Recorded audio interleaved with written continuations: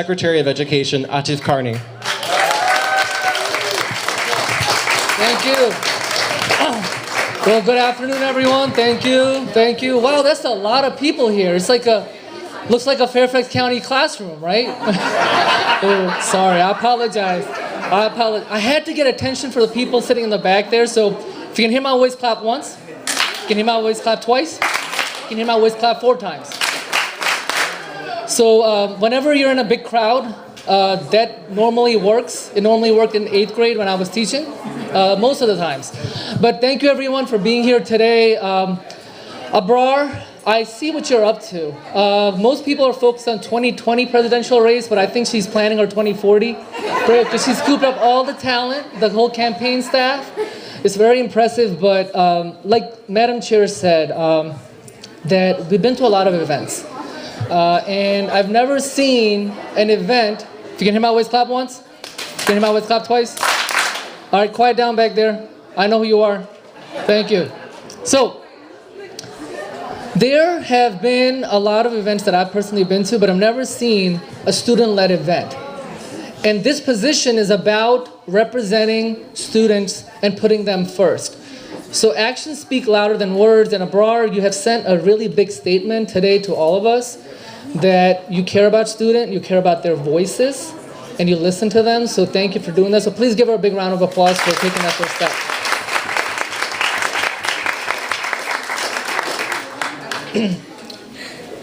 Abrar was messaging me through Facebook and emailing, and normally, you know, I get inundated with a lot of messages, so I was ignoring that. I apologize, and I wish I had not.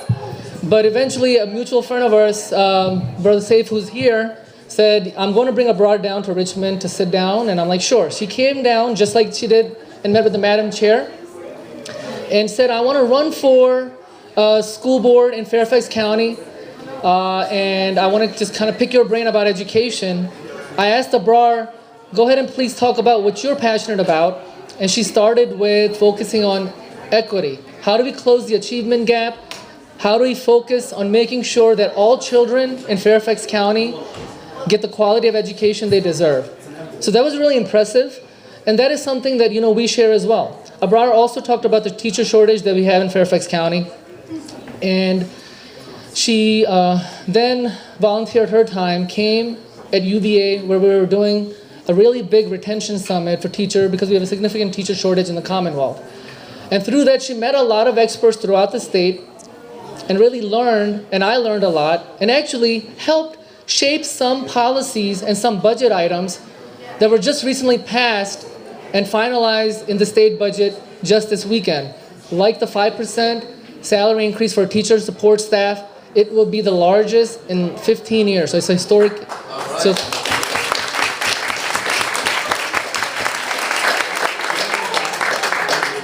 Brian talked about mental health support systems and suicides that he has witnessed in his school, and other students mentioned it as well. Through a student safety work group and folks like Abrar, who provided a lot of guidance, we came to a conclusion that we needed to address the school counselor ratios. So for the first time in 30 years, finally, now the state is going to be providing funds to address the staffing ratios for school counselors to students. So we're really happy about that.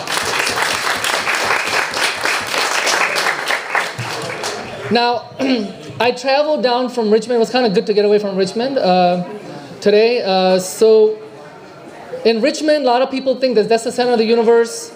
I'm from Prince William County. We think that's the center of the universe, but it's really Fairfax County, being our large school division. And yes, I do say that everywhere I go in the state. But Fairfax County has 190,000 students. It is the largest school division in the Commonwealth. It has a lot of challenges. A lot of people think that since it's an affluent school division, there are not any issues. However, that is not correct. Because if you really unmask and provide a flashlight, there are significant issues, there's significant gaps that we still have to address. Things like making sure that we're providing better services for our students with special needs, making sure that we're addressing our significantly high ELL population and our underserved students who have been historically underserved. And Abrar understands that. That is exactly the things that she talked about when she met with me. We also realized from the state perspective that Fairfax County has to carry their weight and may not get the resources from the state compared to other school divisions. That is why another item that in the state budget is flexible spending in the form of a supplemental add-on per pupil that will also help FCPS. So the reason I mention all this is that it's very critical when you are in the school board or when you're in a position that I serve or we're in the General Assembly that we look at what we're doing with our budget. Are we making sure that we're spending our money efficiently? Currently, there are efforts and education reforms in place with the State Board of Education to look at how we properly fund our schools, how do we take into account our economically disadvantaged students and make sure that we can really address and closing the achievement gap. And that starts with investing in our children early in early education. We have funding in the budget that's going to focus on preschool slots. Fairfax County, because it's so large, has utilized state funding to create more preschool slots. However, there's still state money out there, and because of density of population in Fairfax County, we can't do that. But I'm confident with leaders like Abrar, who is sensitive to that and understands that if we invest in early education, invest in children early, and we invest in preschool, that we can really close the achievement gap. So I'm confident that Abrar will focus on that. In addition to that, we need to use innovative approaches on how we fund our schools. It doesn't matter if you're 24 or it doesn't matter if you're 84.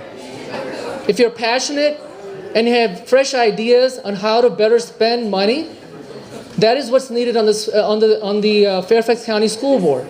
And I'm confident that Abrar can do that. She's very passionate about that. She, through her nonprofit, already is addressing closing the achievement gap and helping students in need. She's already doing that without even being an elected official. So I'm very confident that when she is elected, and she will be elected, and when May 21st?